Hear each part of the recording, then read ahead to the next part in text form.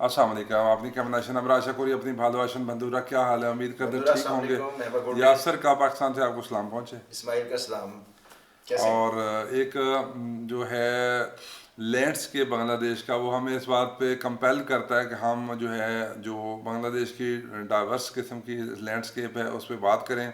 और आज जो हमने सिलेक्ट की है वो है क्यों क्राडोंग बंद्रा बैन, ये हिल स्टेशन है और साथ है Boga lake. In full of natural beauty, full of nature resort, जबरदस्त किस्म का है। और सर कीप कंटिन्यू प्लीज। हाँ जी बिल्कुल, ये वीडियो शेयर करते हैं सबसे पहले दोस्तों से और then will talk on it. और this is the video about Keokradong बोंग बंद्रा बैन। वाह, ड्रीम प्लेस। ক্যাওক্রাডং সমুদ্রপৃষ্ঠ থেকে প্রায় ৩২০০ ফুট উচ্চতায় অবস্থিত এই পাহাড়ের অবস্থান বাংলাদেশের উত্তর পূর্ব সীমান্তে, যা বান্দরবান জেলার রুমা উপজেলায় অবস্থিত।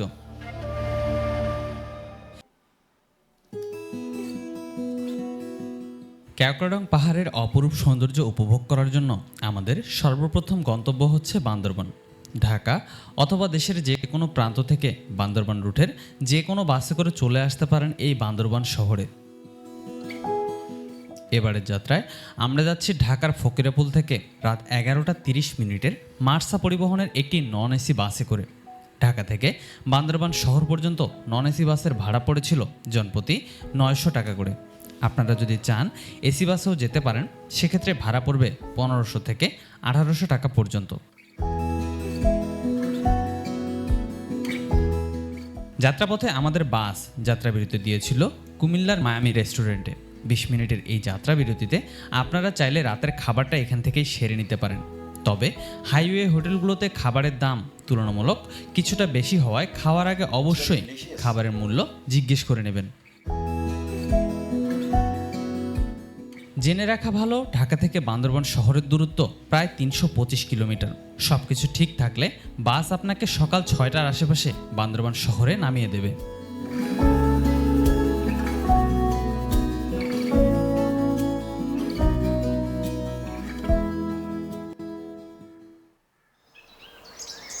হ্যালো এভরিওয়ান, আসসালামু আলাইকুম। বান্দরবান শহর থেকে আপনাদের সকলকে জানাচ্ছি স্বাগতম। এই মুহূর্তে আমি দাঁড়িয়ে আছি বান্দরবান শহরে। এই যে আমার সামনে দেখতে পাচ্ছেন, এটা হচ্ছে মূলত বান্দরবান শহর। আপনারা সকলেই জানেন গতকালকে রাত 11টা 30 মিনিটের একটি বাসে করে আমরা রওনা হয়েছিলাম, আর বাসটি ঠিক আমাদের এখানেই নামিয়ে দিয়েছে। আজকে যেহেতু আমাদের পরিকল্পনা রয়েছে আমরা ক্যাওক্রাডং যাব, সেজন্য আমাদের প্রথমে রুমা যেতে হবে। তো রুমা যাওয়ার জন্য আমরা এখান থেকে চলে যাব সরাসরি রুমা বাস স্ট্যান্ডে। তো যাই হোক, চলুন এখানকার যে কোনো একটা র্যান্ডম হোটেল থেকে আমাদের সকালের নাস্তাটা আগে সেরে নিই। সকালের নাস্তাটা সেরে নিয়ে আমরা রুমা ये मैं বাস স্ট্যান্ডের দিকে রওনা করব।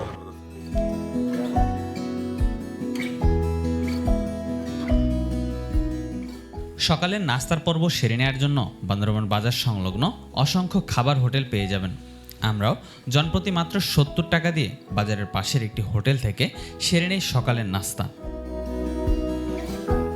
তো বাজারের পাশের একটি র্যান্ডম হোটেল থেকে আমরা আমাদের সকালের নাস্তাটি সেরে নিলাম, আর এখন আমরা মূলত রুমার উদ্দেশ্যে রওনা করব। রুমা যাওয়ার জন্য অথবা বগালেক অথবা ক্যাওক্রাডং যাওয়ার জন্য আপনারা কয়েকটি মাধ্যম পেয়ে যাবেন। তার মধ্যে একটি হচ্ছে আপনারা বাসে করে যেতে পারেন, অথবা আরেকটি হচ্ছে এরকম জিপ ভাড়া করে যেতে পারেন। মূলত এই জিপগুলো পাওয়া যায় সামনে যে ধনেশ চত্বর রয়েছে, সেই ধনেশ চত্বরে একটি পরিবহন মালিক সমিতির অফিস রয়েছে, সেখান থেকে নির্ধারিত মূল্যে আপনারা এই জিপগুলো ভাড়া করে নিয়ে যেতে পারবেন। তো আপনারা যদি আমাদের মতো একজন বা দুইজন হন, সেক্ষেত্রে কিন্তু জিপে যাওয়ার কোনো প্রয়োজন নেই, সেক্ষেত্রে আপনারা বাসে করে যেতে পারবেন। সকালের নাস্তার পর্ব সেরে এবারে আমাদের গন্তব্য রুমা বাস টার্মিনালের উদ্দেশ্যে। অটোযোগে বান্দরবান শহর থেকে রুমা বাস টার্মিনাল যেতে সময় লাগে মাত্র 5 মিনিট, আর জনপ্রতি ভাড়া পড়েছিল 20 টাকা করে। তো আমরা কিন্তু চলে আসছি রুমা বাস স্ট্যান্ডে, আর 140 টাকা করে আমরা মূলত দুইটা টিকিট কেটে নিলাম, যেটা হচ্ছে 280 টাকা পড়ছে। এখানকার প্রথম টিপটা হচ্ছে 7টা 30-এ, এরপর 1 ঘন্টা পর পর আপনারা বাস পেয়ে যাবেন রুমা যাওয়ার জন্য। তো আপনারা চেষ্টা করবেন যেন সকালের টিপটা ধরতে পারেন, অর্থাৎ 7:30টায় যে বাসটা যায়, সেক্ষেত্রে আপনাদের পরবর্তীতে মানে সময়টা নিয়ে কোনো ধরনের প্যারা খাইতে হবে না আর কি, মানে কোনো ধরনের সমস্যা হবে না।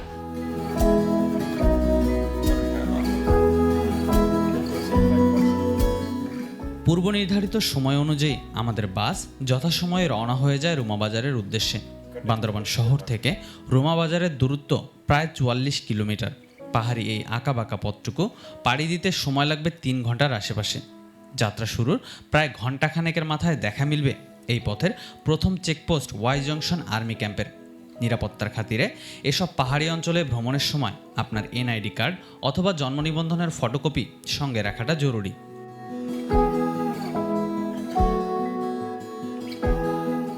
তো দেখতে দেখতে আমরা কিন্তু চলে এসেছি ওয়াই জংশন আর্মি ক্যাম্পে। আর এখানে আসলেই কিন্তু বাস থেকে সবাইকে নামিয়ে দেয়।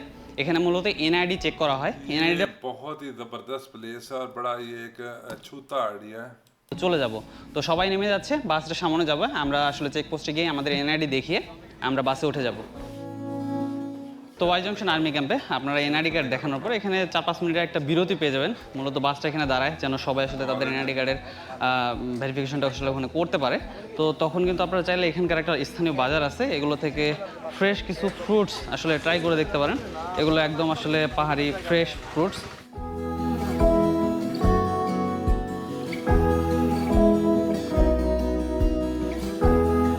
और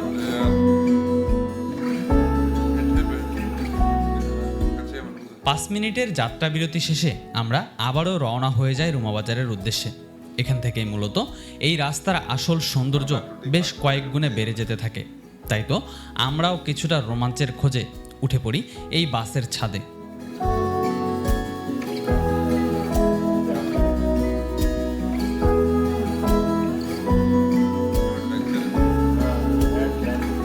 एंजॉय कर रहे हैं।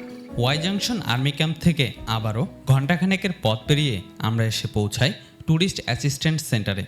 এখান থেকেই মূলত আপনাকে রুমা উপজেলা ভ্রমণের জন্য জনপ্রতি 50 টাকা দিয়ে একটি করে পর্যটক তথ্য ফর্ম সংগ্রহ করতে হবে, যার মাধ্যমে পরবর্তীতে আপনাকে লোকাল গাইড ও বগালেক সহ ক্যাওক্রডং প্রবেশের অনুমতি প্রদান করা হবে।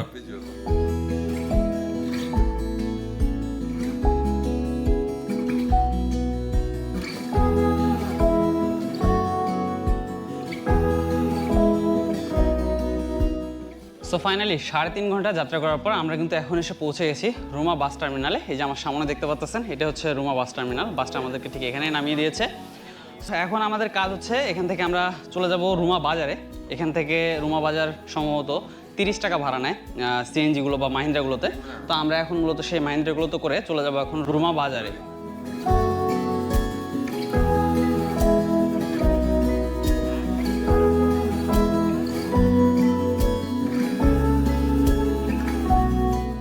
সো ফাইনালি আমরা কিন্তু চলে আসছি রুমা বাজারে। আর আমার হাতে যে ফর্মটা দেখতে পাচ্ছেন, ট্যুরিস্ট অ্যাসিস্ট্যান্স সেন্টার থেকে যে ফর্মটা দিয়েছিল সেটারই একটা কপি মূলত আমার হাতে দেখতে পাচ্ছেন। এই ফর্মটা নিয়ে এখন আমরা তো এখানকার যে রুমা বাজারের যে গাইড সমিতি রয়েছে সেখানে জমা দিব এবং ওখান থেকে সিরিয়ালি আমাদেরকে একজন গাইড দেওয়া হবে। যে গাইডকে নিয়ে আমরা এখন ক্যাওক্রডংয়ের উদ্দেশ্যে রওনা করব। রুমা বাজারের এই গাইড সমিতির অফিস থেকে আপনাকে যে গাইড সরবরাহ করা হবে তার থাকা এবং খাওয়া ব্যতীত প্রতিদিনের জন্য গাইড খরচ হিসেবে গুনতে হবে 800 টাকা করে, অর্থাৎ 2 দিনের জন্য 1600 টাকা।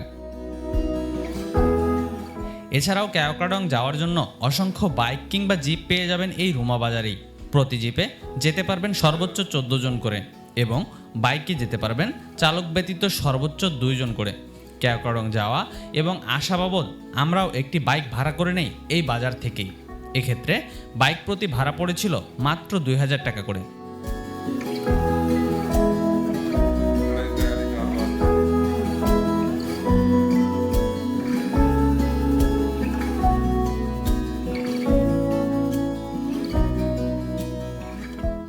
সো এই মুহূর্তে আমরা কিন্তু এসে দাঁড়িয়েছি রুমা থানার সামনে। আমাদের যে ফর্মটি রয়েছিল সেই ফর্মের একটা কপি মূলত এখানে জমা দিতে হয় এবং এন্ট্রি করতে হয়। সেটি করে এখন আমরা এখান থেকে চলে যাব ক্যাওক্রডংয়ের উদ্দেশ্যে।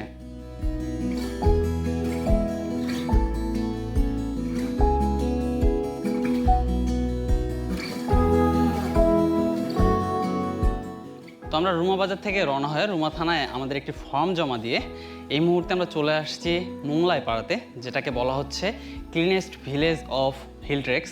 এই যে আমার সামনে দেখতে পাচ্ছেন মোংলাই পাড়া, ওয়েলকাম টু মোংলাই পাড়া। এটা আসলে এতটাই পরিষ্কার যে আপনি এই জায়গায় না দাঁড়িয়ে পারবেন না। অসম্ভব সুন্দর এবং পরিষ্কার পরিচ্ছন্ন একটা পাড়া হচ্ছে এটা, যেটা কিনা আপনার এই বগালেক বা আপনার কেওক্রাডং যাওয়ার সময় পড়বে।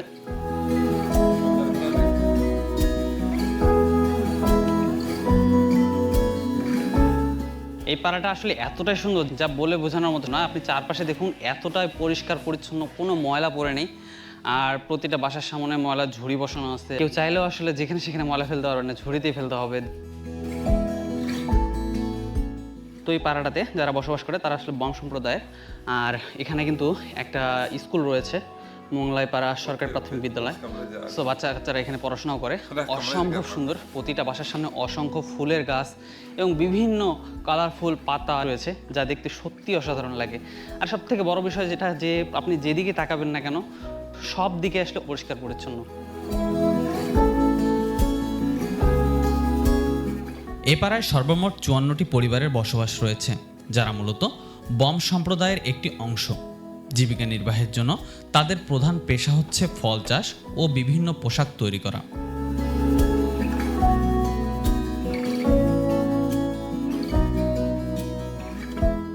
মোল্লায় পাড়াতে वो एक खड्डी थी और ये लोकल चर्च भी दिखाया इन्होंने। देखें कितना मतलब कि वाइड है और स्पेक्ट्रम कितना ब्यूटीफुल है, अमेजिंग। और हर तरह से देखें, जैसे वो ना केरला में होता है ना, वो चाय के बागात हैं, तो इस तरह से टी गार्डन होते हैं, ये वही वही मतलब लुक दे रहा है कि पूरा जो मतलब घिरा हुआ है ग्रीनरी में, हर तरफ ऐसे नेचुरल ग्रीन बेल्ट्स हैं।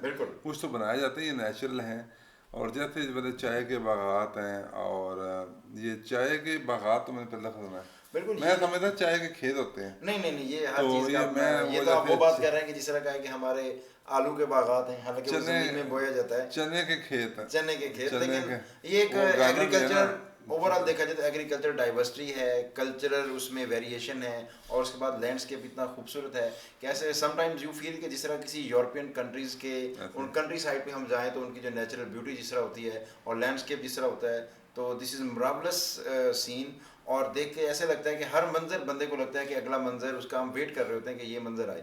और फिर सबसे मज़े की बात इनकी है कि वो बंदे को गाइड किस तरह कर रहे हैं कि जो अगर उस तरफ डेस्टिनेशन पे जाना चाहें, अगर उनकी टूरिस्ट लिस्ट में ये चीज़ प्लेस है, तो आपको वो रोड भी बता रहे हैं साथ साथ, और फिर मैप के ज़रिए, और फिर उनका प्रोसेस भी बता रहे हैं कि आपने किस तरह जाकर टूरिस्ट फॉर्म फिल करना है, उसकी क्या क्या रिक्वायरमेंट हैं, और किस तरह आपको जो छोटे रास्ते से भी आप जा सकते हैं, और किसी होटल में रुकने के लिए आपको ब्रेकफास्ट और लंच वगैरह इन सब चीज़ों से भी बता रहे हैं। तो सलूट टू भाई टूरिस्ट जो इन चीज़ों को इतनी अच्छी चीज़ों को बड़े अच्छे कैप्चर तरीके करते से हैं। ये समझिए कि टूरिस्ट गाइडलाइन मिल रही है, पूरी गाइडेंस है कि मैंने देखा है अपने तौर पे। कोई लोग जाते हैं तो सारा सारा दिन वो भटक जाते हैं, और खास तौर पे स्पेशली फैमिली के साथ जब बंदा जाता है तो आपके पास एक क्लियर मैप ना हो या उस इलाके का आपको आइडिया ना हो, तो बहुत सी ट्रबलिंग हो लेकिन सकती मैंने है। देखा है कुछ लोगों की रूट सेंस बड़ी अच्छी होती है। हाँ।